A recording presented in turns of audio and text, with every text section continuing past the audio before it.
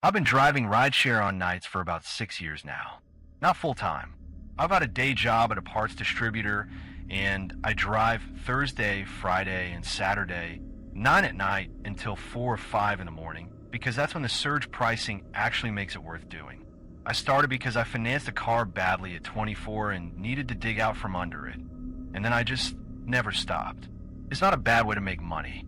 You listen to podcasts. You learn every road in your city. I mention all this because I want you to know I'm not new at it. I've done somewhere north of 11,000 rides. I have a 4.96. I keep mints and 2 phone chargers in the door pocket. I know the rhythm of a night.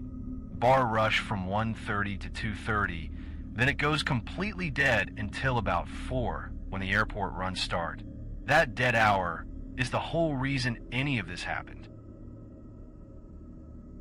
Because between roughly 2:45 and 4 in the morning, the app goes quiet. And if you're still out, you're sitting in a parking lot somewhere refreshing a screen that isn't going to do anything, watching your gas gauge, deciding whether to call it. So when a ping comes in at 3 in the morning, you take it. You don't examine it. You take it because $11 is $11 and you're going to be sitting there anyway. The first time was a Saturday in April, about 4 years ago. Ping comes in at 3:12 a.m. pickup, 7 minutes out, residential. Address was 4412 Wren Hollow Court. I accepted it without thinking about it all. Wren Hollow is a cul-de-sac in one of those subdivisions from the early 2000s where all the streets are named after birds and none of them go anywhere. I know the area. I've done pickups in there before. I pull up outside 4412 and the house is completely dark, which, fine. That's normal at 3 in the morning. But there's no porch light on, and there's no car in the driveway. And both of those are a little less normal, because people who order a car at 3 a.m. usually put a light on so you can find them. I did what you do. Sat there with my hazards on and waited. And about 90 seconds later, the front door opened, and a woman came down the driveway and got in the back. I didn't get a good look at her, and I want to be honest about that up front. It was dark, I was looking at my phone, and she got in behind me on the passenger side, which is the one blind spot in the whole car. My impression was a woman somewhere in her 40s, dark coat, hair tied back. That's genuinely all I've got. And then I looked at the trip on the app, and the destination was 4412, Wren Hollow Court. Same address. Pickup and drop off, identical. So I turned around a bit, and I said, "Hey, I think the app's glitched. It's got your destination as the same as your pickup. Where am I taking you?" And she said, "It's not a glitch. Would you just drive for 20 minutes and bring me back? I'll pay for the time." Now, I want to be clear that this is not that strange. It sounds strange when I say it out loud, but if you drive nights, you will absolutely get people who just want to be in moving car for a while. I've had people ask me to drive them around while they cried. I had a guy pay for 40 minutes so he could rehearse an argument with his brother out loud. People are complicated at 3 in the morning. So I said sure and I drove. She didn't talk. At one point I asked if she wanted a radio and she said, "Do you mind if I don't talk?" And I said no problem, and that was the whole conversation for about 18 minutes. Then, as I came back on a Wren Hollow, she said one more thing. She said, "It's easier when someone else is driving." I said something like, "Yeah, I get that." Dropped her at 4412. She went up the drive, the door opened, she went in. Trip closed out. $23 and change, 5 stars, and a $20 tip in the app about 4 minutes later. I did not think about it again for 3 weeks. 3 weeks later, Saturday, 3:12 a.m., ping from 4412 Wren Hollow Court. Same minute. Same address. And this time when the front door opened, it was an older man. 60s, maybe heavy set, wearing a jacket over pajamas, and I noticed that because it registered as sad rather than frightening. Somebody's dad up in the night. Gets in the back. Destination is 4412 Wren Hollow Court. Says, "Just drive for a bit and bring me back." And I'll tell you exactly what I thought, because I thought it very confidently, and it kept me calm for about 6 more weeks. I thought, it's a care situation. There's somebody in that house looking after two people who can't sleep, and driving them around is what settles them. And they've worked out that ordering a car is cheaper than staying up. That is a completely reasonable explanation. I built it in about 4 seconds, and I lived inside it very comfortably. Same drive, barely any talking. Same drop-off, $20 tip. And on the way back onto the cul-de-sac, without me prompting him at all, he said, "It's easier when someone else is driving." That one stuck in me a bit. But people say things. Family members pick up each other's phrases. I let it go. Here's where I stopped being able to let it go. Maybe a month after that, I was doing a daytime run. I do occasionally take a Sunday afternoon if I'm short. And I ended up 2 streets away from Wren Hollow. And I thought I'll drive past. No reason. Curiosity. 4412 was empty. Not empty like the family was out. Empty like nobody had lived there in a long time. Grass up past the mailbox post. A real estate lockbox on the front door handle. A for sale sign in the yard that had gone chalky and pale on one side from the sun. 2 windows had the paper still taped up in them from the inside. I sat in my car outside that house for maybe 5 minutes.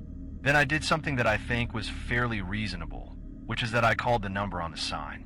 I said I was interested in the property, and the agent was perfectly pleasant and told me it had been listed on and off for a while, and that it was vacant, and that if I wanted to see it, she could get me in during the week.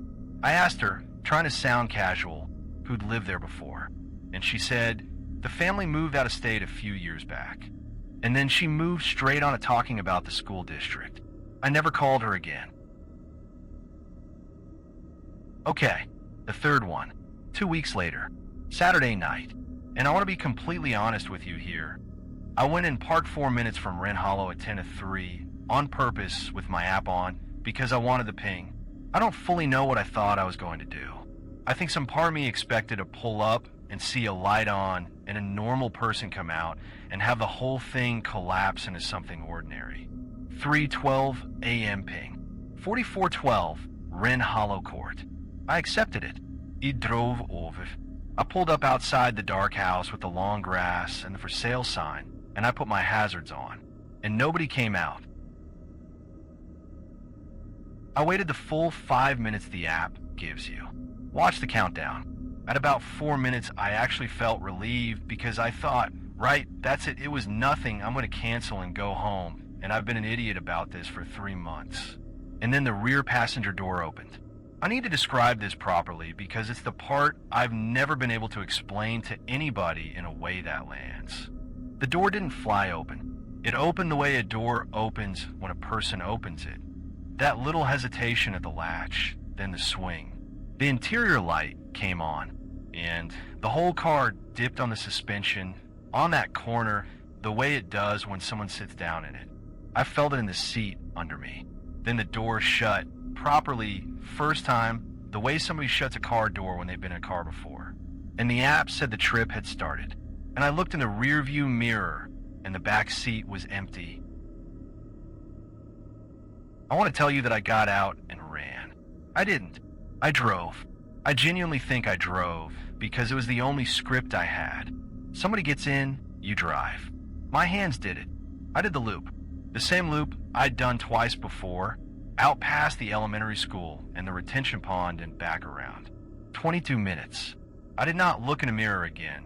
Not once, not by accident. I kept my eyes so deliberately on the road that my neck ached the next day. And I could hear it. That's the thing I keep coming back to. Not breathing, nothing dramatic. Just the sound a person makes existing in a back seat. Fabric shifting on upholstery. The seatbelt tensioner clicking once. A coat sleeve against the window glass. And about a minute before I got back onto Wren Hollow, a voice from behind me said, "It's easier when someone else is driving." I pulled up outside 4412. The door opened. The car came back up on its springs. The door shut. I sat there with my hands on the wheel until the app closed the trip out. $19.40. 5 stars. $20 tip. I didn't drive again for 2 months. When I came back, I put the address in my blocked list, which I found out doesn't actually stop pings. It just means I don't have to look at that one. I've never had another one from it. For years now. And here's the last piece, and then I'll leave it alone. Sometime that winter, I went back through my ride history, which the app keeps forever. I found all 3 trips, and the rider's first name on the account was the same on all 3 of them. I never noticed. You don't look at the name. It's just there in gray at the top of the screen while you're checking mirrors. Same name. The woman, the older man, and whatever the third one was. I could type that name and that street into a search bar in about 11 seconds. I've had 4 years to do it. I picked up my phone to do it more times than I want to admit to. I have never done it, and I'm not going to, because right now I've got a story that doesn't make sense, and I've learned to live in that. I don't think I'd cope nearly as well with one that did. I still drive nights. I still like the job. I just don't accept anything between 3 and 4 in the morning anymore. And if I ever see a trip come up where the pickup address and the destination address are the same, I'll let it time out and I'll let somebody else take it. I'm sorry about that. I know that's not a nice thing to do, but it's not going to be me. Not again.